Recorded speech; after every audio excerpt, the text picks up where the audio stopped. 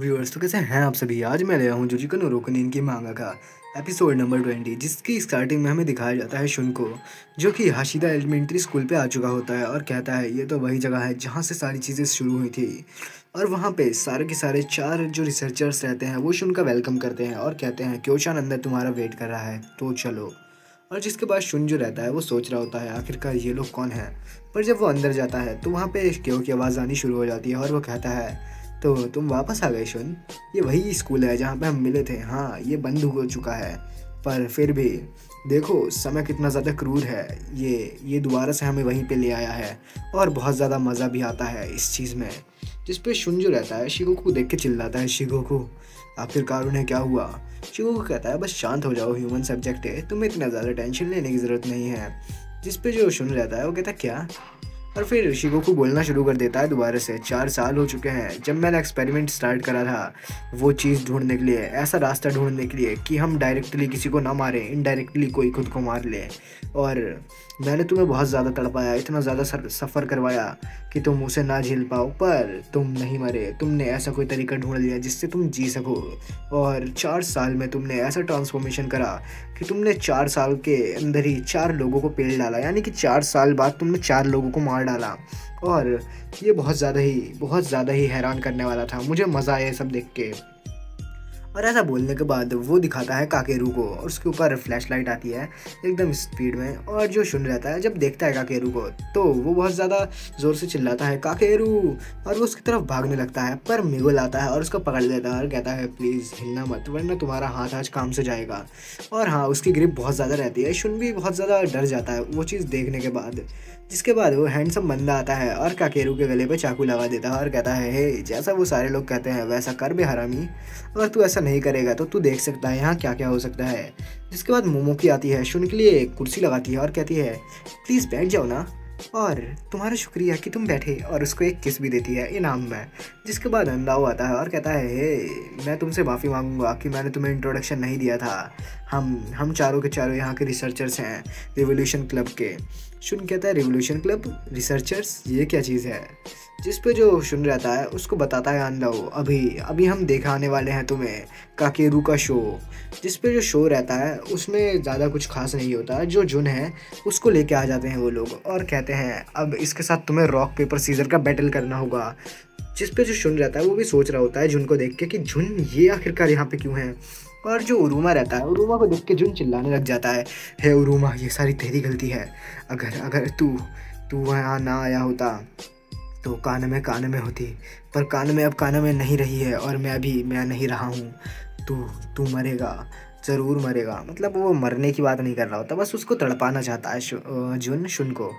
जिसके बाद जो रहता है जुन बताता है कि मैं शिगोकू के लिए काम कर रहा हूँ ताकि मैं तेरी कोई ऐसी चीज़ खुवा दूँ तुझसे, मतलब तेरे से छीन लूँ कि तू भी बहुत ज़्यादा तड़पे मेरी तरह।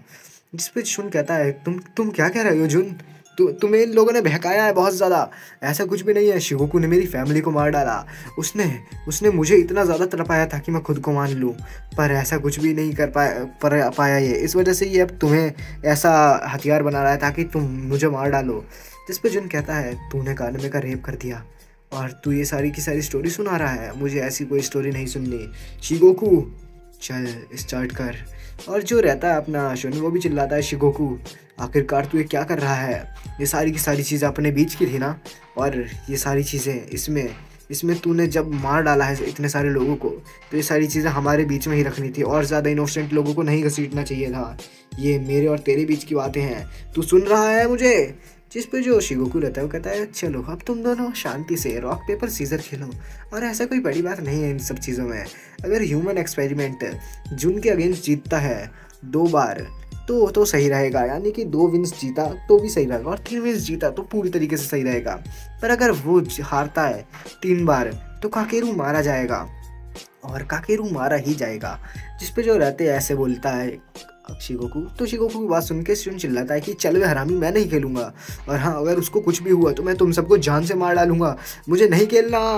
और वो चिल्लाता है, पर वो लोग स्टोन पेपर सीजर स्टार्ट कर देते हैं और जुन सीजर निकालता है, पर शुन कुछ भी नहीं निकालता। और जिसके बदले में जो शिगोकू रहता है वो कहता है ओह तो तुमने कुछ नहीं निकाला। चलो कोई बात नहीं, मुझे ही पता था, मुझे लगा था कि ऐसा कुछ होगा, तो इसलिए मैंने एक चीज़ संभाल के रख रखी थी। और फिर जो अंधा रहता है वो आता है और एक चेनसो निकालता है, चेनसो को स्टार्ट करता है और चेनसो को स्टार्ट करने के बाद कहता है कि ये जो विक्ट्री हुई है यहाँ पे विक्ट्री हुई है जुन की, क्योंकि जुन ने सीज़र निकाला और शुन ने कुछ भी नहीं निकाला, यानी कि एक हार हुई है शुन की। और इसके बदले में काकेरू जाएगा मौत की तरफ, जिसलिए वो काकेरू का पैर काट डालता है। और जो काकेरू रहता है वो बिना किसी रिएक्शन के खड़ा रहता है, मतलब बैठा रहता है आराम से, और वो बैठ के कुछ बोलता तक नहीं है, उसका पैर भी कट जाता है। शुन चिल्ला रहा होता है काकेरू, पर जब काकेरू का पैर कट जाता है, अलग हो जाता है बिल्कुल, शुन कोशिश करता है कि वो बचाए जाके काकेरू को, पर कोशिश करते हुए भी वो कुछ नहीं कर पाता। और शुन जो रहता है उसको देखता है काकेरू और चिल्लाने लगता है, क्या हुआ बड़े भाई, तुम्हें क्या हुआ, तुम ऐसे क्यों कर रहे हो। और ऐसी इतनी हराम वाली आवाज़ जो रहती है वो सुन के सारे लोग देखने लगते हैं काकेरू को और बोलते हैं क्या इसे दर्द नहीं हो रहा क्या। और शुन भी चिल्लाने लगता है कि क्या क्या हुआ काकेरू, जिस पे जो काकेरू रहता है वो एकदम इनोसेंट सा चेहरा बना के बोलता है क्या आप सबको कुछ हुआ है क्या। और फिर हमें पता चलता है जो काकेरू था उसके एक्सीडेंट होने की वजह से उसकी जो एक सेंस ऑफ पेन है वो अब इसको फील नहीं हो सकता, यानी कि इसके पास से एबिलिटी चली गई है कि अब ये पेन को सेंस कर सके, या तो कह ले इसे वरदान मिला या फिर कह लो श्राप मिल गया, तुम कुछ भी कह सकते हो। तो शिगोकू जो रहता है ये सारी बातें एक्सप्लेन करने के बाद चिल्लाता है कि चलो सेकंड राउंड स्टार्ट करो, अभी तो मज़ा आना शुरू हुआ है।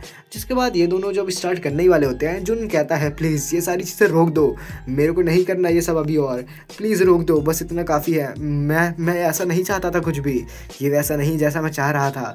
जिस पर शिगोकू कहता है तुमने ही तो कहा था कि शुन को तड़पाया जाए, और तुम ही चाहते थे कि कोई सा भी मेथड हो, कैसे भी मेथड से हम लगाएं, बस इसको तड़पा दें, और तुम ही वो एक अकेले नहीं थे जिसने हमें पता बताया था काकेरू का, अब तुम ऐसे करोगे तो कैसे चलेगा। जिस पे शुन जो रहता है उसको देख रहा होता है जुन और चिल्लाने लगता है प्लीज़ ये काफ़ी है, रहने दो बस, अब नहीं, वो बहुत ज़्यादा सफ़र कर चुका है, इतना काफ़ी है, उरुमन भाग जाओ, उरुमन मुझे माफ़ कर दो, मुझे माफ़ कर दो। पर पीछे से अंधा होता है और उसके सर के बाल पकड़ के उसको घसीटता हुआ ले जाता है और कहता है क्या बे, तू रिवॉल्यूशन क्लब का मेंबर है और तू ऐसी हरकतें करेगा, अपना काम ढंग से नहीं करेगा तो कैसे चलेगा सारा काम। जिस पे शिगोकू कहता है हाँ बिल्कुल। जिसके बाद जो जुन रहता है उसको बिठा देते हैं वो लोग कुर्सी में दोबारा से और कहते हैं चलो राउंड 2 स्टार्ट करो। जिसके बाद वो दोनों दोबारा स्टार्ट करते हैं, पर जो जुन रहता है वो कहता है मेरे पास एक आइडिया है, अगर मैं जो हूँ मैं कुछ भी ना निकालूं और बस तुम ही निकालते रहो, यानी कि मैं हारता रहूँ और तुम जीतते रहो, तो ऐसा अच्छा रहेगा, क्योंकि मेरे पास कुछ नहीं है खोने के लिए पर तुम्हारे पास बहुत कुछ है। जिसके बाद ये दोनों ऐसे ही करते हैं और 2 राउंड शुन जीत भी जाता है बिल्कुल आराम से। पर जिसके बदले में जो अपना शिगोकू रहता है वो तो शांत नहीं बैठने वाला, वो कहता है अच्छा तो ऐसा है क्या, ए हेलो। और फिर उसके बाद फ़ोन आ जाता है, एकदम ख़तरनाक तरीके से बजता है उसका फ़ोन भी, क्योंकि पूरी जगह पे बहुत ज़ोर से आवाज़ें होने लग जाती हैं। तो जो रहता है शिगोकू वो उठाता है फ़ोन, वो कहता है हाँ बिल्कुल कर दो, हाँ ऐसे ही करना, हाँ ठीक है, हाँ वो सेकंड राउंड जो है वो उसके बाद मार देना, हाँ मार देना था, ठीक है मार दो। और वो ऐसा कुछ बोलता है फ़ोन पे और कहता है चलो ठीक है, ये मुझे लगा ही नहीं था कि वो इतनी जल्दी हो जाएगा काम, पर वो एक नॉर्मल सी लड़की ही तो है, वो इतना पेन नहीं सह पाई, मारी गई बेचारी, कितनी बेचारी है वो। और फिर हमें पता लगता है जो शिगोकू है उसने पेल डाला होता है कानेमे को, और हाँ कानेमे को इतनी आराम से नहीं मारा होता उसने, उसके हाथ भी काट दिया होता है, उसका पैर भी काट दिया होता है, और तब जाके उसको तड़पा के मारा होता है बहुत बुरी तरीके से। जिसके बाद जुन को याद आते हैं उनके बचपन के दिन, जब वो दोनों साथ में केक काटा करते थे, उनका बर्थडे सेम ही आता था क्योंकि दोनों ट्विंस थे, दोनों के दोनों केक काट रहे होते हैं। पर जो जुन रहता है वो कहता है चलो फिर साथ में हम फूंक मारेंगे इस पर, तुम रेडी हो ना, और ऐसा बोलता है जुन। जिसके बाद जो जुन रहता है वो ऐसा बोलता ही है कि काने में बहुत ज़ोर से फूंक मारती है और सारी कैंडल्स बुझा डालती है, और जुन चिल्लाता है हे ये तुमने क्या करा, तुमने पहले फूंक मार दी, तुम पागल हो गया थोड़ी सी। और वो बहुत बड़ा सा मुंह खोलता है और कहता है क्या ये क्या कर दिया, और ऐसा कर रहा होता है वो। यहाँ पे जो काने में रहती है वो कहती है अरे खार तुम क्या टेंशन ले रहे हो, हम दोनों भाई बहन ही तो हैं, और आखिरकार हम ट्विंस हैं, तो तुम मैं हूँ और मैं तुम हूँ, है ना, तुम ये समझते नहीं क्या। जिस पे जुन कहता है ये तुम क्या कह रही हो, और वो उसको परेशान करने लग जाता है। जिस पे उसके मम्मी पापा कहते हैं हे ऐसा मत करो, और अभी करंट सीन में सामने पड़ी होती है मरी हुई काने में, जिसे देख के जुन भी कह रहा होता है क्या काने में, ये किस लिए कह रहा, और ये तुम्हें क्या हुआ काने में, और वो ऐसे चिल्ला रहा होता है और फिर उसके बाद वो बहुत ज़ोर ज़ोर से चिल्लाने लग जाता है, काना में क्यों, तुमने इसे क्यों मार दिया। और जुन भी को देख के शुन भी भाग रहा होता है कि तू हरामजादे, मैं तुझे जान से मार दूंगा। पर जो मिगुल रहता है वो उसे नहीं जाने देता और शुन चिल्लाता है, कितने कितने अनइन्वॉल्व्ड पीपल को तू इसके बीच में घसीटेगा, आखिरकार क्यों कर रहे हो ये तो सब तुम। वो सारे के सारे लोग इन्वॉल्व भी नहीं थे, उनकी जान बहुत ज़्यादा कीमती है, तुमने उन्हें क्यों मारा। जिस पे जो क्यों रहता है वो एक्सप्लेन करता है कि हे क्या क्या कह रहे हो ये तुम, रिवेंज की जो वेव्स रहती हैं वो चारों तरफ फैलती हैं, ये एक ऐसा बवंडर है जिसमें कोई अपनी जान बचाने के लिए दूर भागे भी तो भी फंसी जाता है। और वैसे भी रिवेंज की वेव्स जो हैं वो एक दूसरे से टकरा रही हैं, तो इतना बड़ा बवंडर खड़ा हो रहा है कि इसमें जो भी आ रहा है वो फंसी जा रहा है। और काने में वैसे भी इस चीज़ का पार्ट थी। तो तुम्हें क्या लगता है क्या हो रहा है यहाँ पे, बिल्कुल ये सब मरेंगे ही। और जुन ये सब बातें सुन के भागता है क्यों की तरफ और कहता है, हरामी कहीं के शिगोकू, मैं तेरी जान से मार दूंगा।